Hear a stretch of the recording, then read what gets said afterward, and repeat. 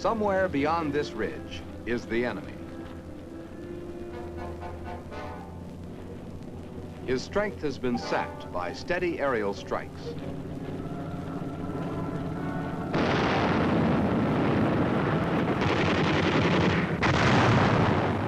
And heavy artillery barrages. But he is still a long way from being defeated. He still has his will to fight. How can we weaken that will? How can we defeat him? By physical force? Yes, that's the most effective way.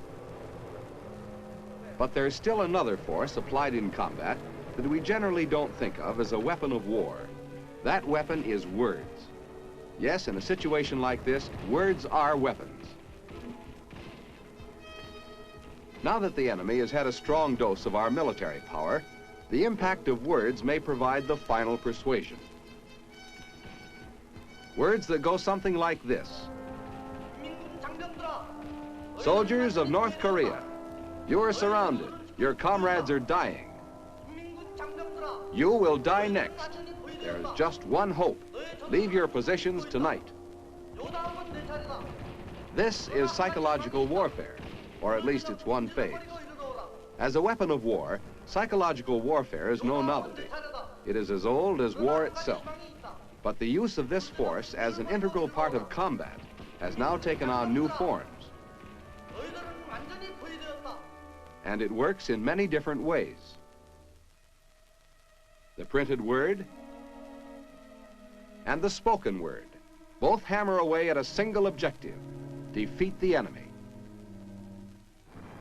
On 25 June 1950, the enemy, his morale at its peak, had few weak spots that could be attacked psychologically. Still, within 48 hours of the outbreak of fighting in Korea, the UN began waging its SIA war battle in support of our military objectives. First operations parallel the early techniques of World War II, when psychological warfare played a big supporting role in the military theater. Initially, SIA war was forced to conduct a defensive action. Its propaganda was designed to uplift the badly sagging morale of the South Koreans.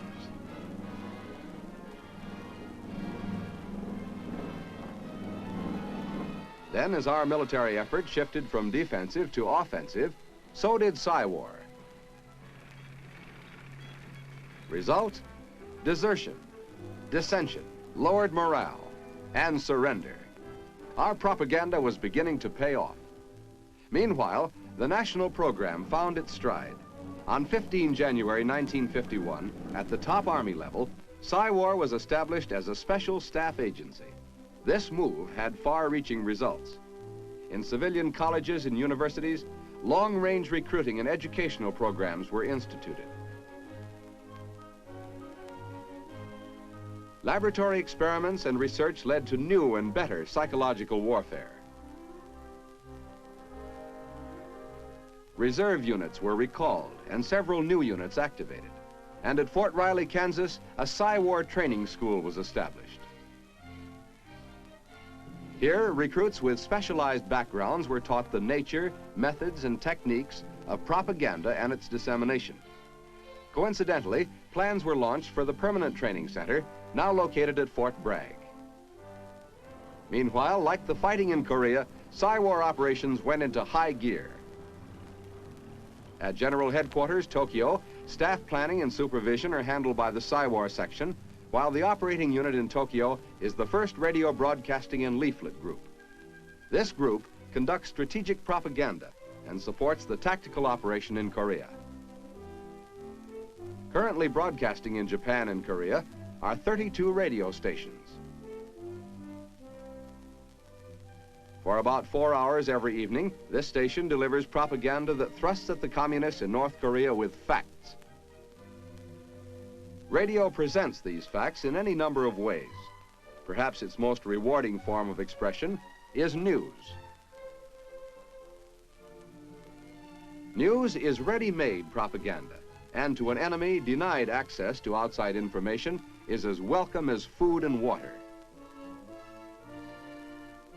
In addition to news, radio employs other techniques to attract the maximum audience.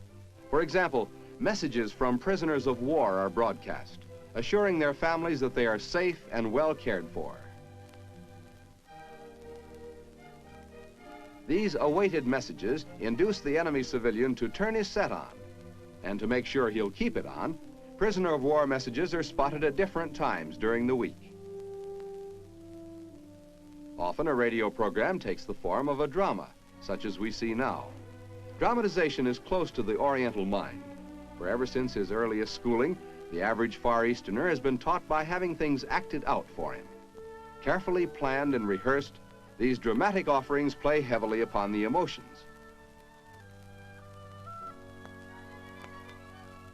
There is no strict evaluation of radio's achievement, but with the constant repetition of the free world's point of view, it is certain to have a cumulative effect upon the enemy nerve.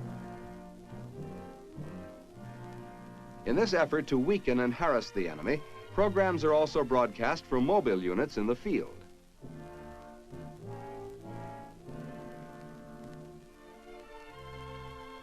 Completely self-sustaining, they perform in numerous ways, as a relay station for larger networks, as a stopgap to fill a temporary void, or to lend direct support to the tactical operation.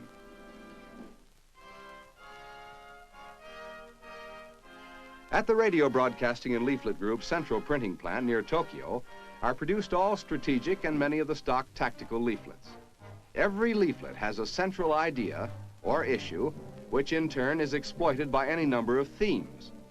For instance, themes may strive to lower the enemy's morale and make him more susceptible to tactical propaganda when he reaches the front lines. In these cases, leaflets stress such points as the UN's stand against aggression, the historic friendship between the United States and the people of China and Korea, the unfulfilled promises of communist leaders, and the horror of death away from home and family, along with the mounting numbers of communist casualties. Leaflets also stress the humane treatment of prisoners of war.